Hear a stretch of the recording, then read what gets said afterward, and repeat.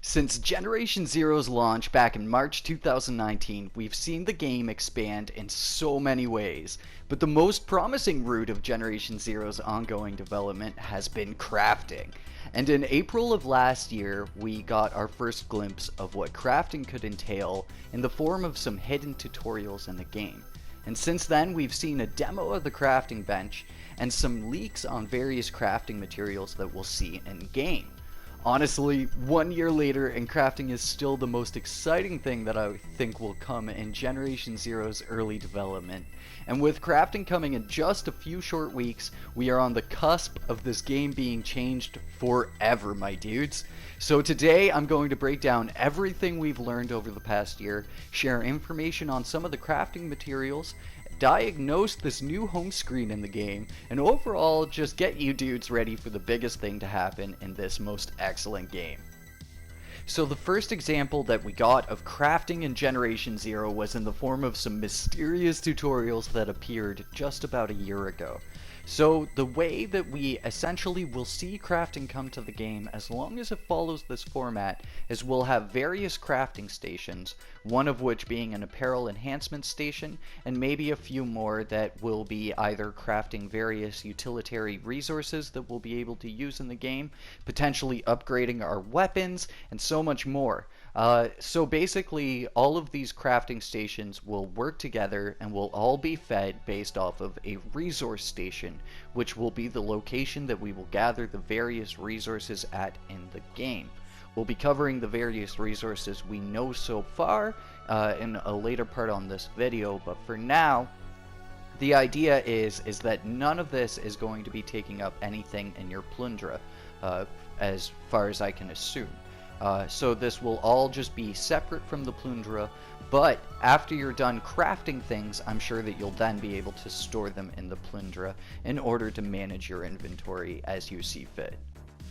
The next example we got of crafting being in Generation Zero was in the form of this mysterious floating crafting bench that popped up in Himfall Island just shortly after Alpine Unrest launched. So, verily, we might wind up seeing this exact same crafting table appear when crafting gets introduced in just a few short weeks.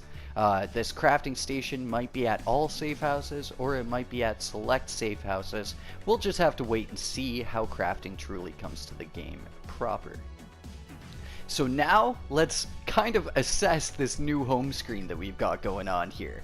So, as you can see, the March update is coming soon, and this person is currently using the apparel crafting station and is able to apply stats to their clothing. So that means stats are finally coming back to clothes, and it's finally hopefully going to be functioning in the game properly. Not that stats didn't work before, but just that it was in a very different shape and form than what we can see from the current version of clothing stats.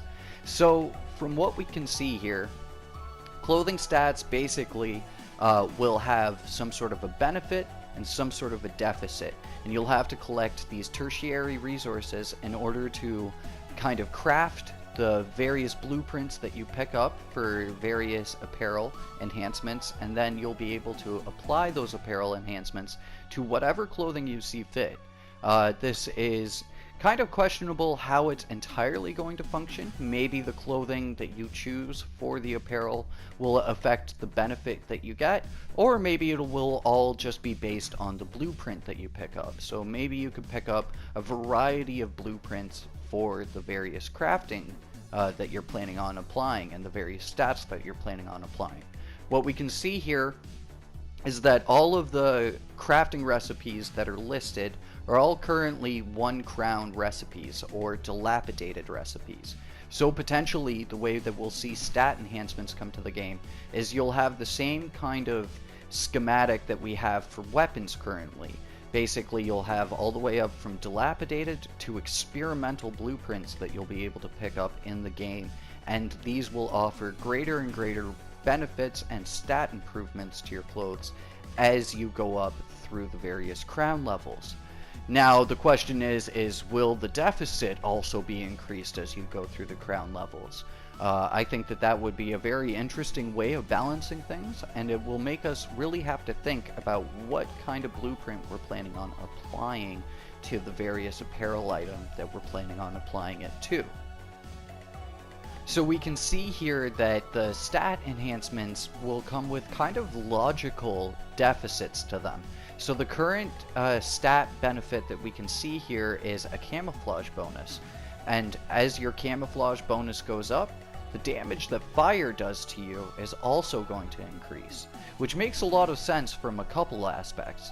So the first aspect is that if you're kind of adding any sort of foliage to yourself in order to improve your camouflage factor, that stuff's going to be flammable. So it makes sense that in the end your fire damage taken would be increased from the amount of camouflage that you have. On the other side too, it makes a lot of sense as well, because most of the fire damage based things that we see in the game are medium to close range kind of attacks. So when you're using camouflage, you likely aren't going to be trying to get all up in the face of machines. So having some sort of a trade-off for that improved camouflage at the deficit of close combat kind of suffering due to it makes a lot of sense from the development side of things and from a balancing side of things, and I think is just like really cool, and it shows the amount of thought that the team has put into this crafting update itself. Now, you dudes can be sure that I'm going to be putting out videos on all of the different stat builds that you can kind of make with your apparel. As this is introduced to the game, I'm going to be having my finger on the absolute trigger for everything crafting, as I have over the span of the past year. So you guys are going to be getting tips and tricks and like farming videos and all of that sort of stuff. It's going to be absolutely immense, the amount of content that I'm going to put out around this crafting stuff. So you guys can expect this to be your main place to go to if you ever have any questions about crafting. So now let's talk about some of these crafting resources that we're going to be gathering. The main three that we could see on the home screen here are adhesive, plastic, and textile. But outside of that, it's been rumored that we will see both uranium and rubber, among other things. And as well, we can kind of assume that we're going to see some more electronic-based crafting resources. So basically from this, we can kind of gather a little bit of information, in which case these crafting resources likely will not just be locked to looting from machines, but will also be found in the world. Potentially we'll see them as new assets that pop up around the world, or it will just appear in various loot boxes that we find throughout the game. So that means that in the end, farming these resources will be a kind of multi-level process of both killing machines for higher level components and going through the world and gathering up the various basic necessities that you'll need to pair alongside those components. So the other thing too is probably there's going to be various rarities to these crafting materials. So some crafting materials will appear much more frequently than the other crafting materials. All in all, it's going to result in a little bit of grinding, a little bit of farming, but all in all, it's going to keep us playing this game for years to come, my dudes. Now, to kind of close this video off, I'm going to brainstorm a couple ideas for what we could potentially see as crafted things, the various blueprints that we'll be able to find in the game. And if any of you dudes have any ideas for what we'll potentially see as crafted things, pop them in the comments down below. You guys know that I'm going to be down there chatting with you folks. But the main thing, first off, for apparel is we're going to be seeing things like a camouflage bonus for our stealth. We're going to see things like bullet resistance, potential fire resistance, maybe even some sort of uranium resistance or radiational resistance from the runners and the ticks. We'll be able to see a couple more come to the forms of mobility. So back when clothing stats were in the game proper, there was a jump boost stat, and that stat was incredibly useful for your general mobility, and I really hope that that's going to be coming back for the apparel crafting.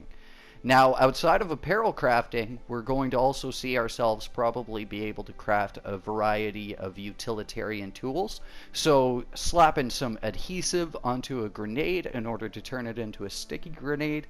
Maybe we'll be able to take various lures in the game and buff them up with explosives or EMPs so that way we can kind of create a multi-level lure.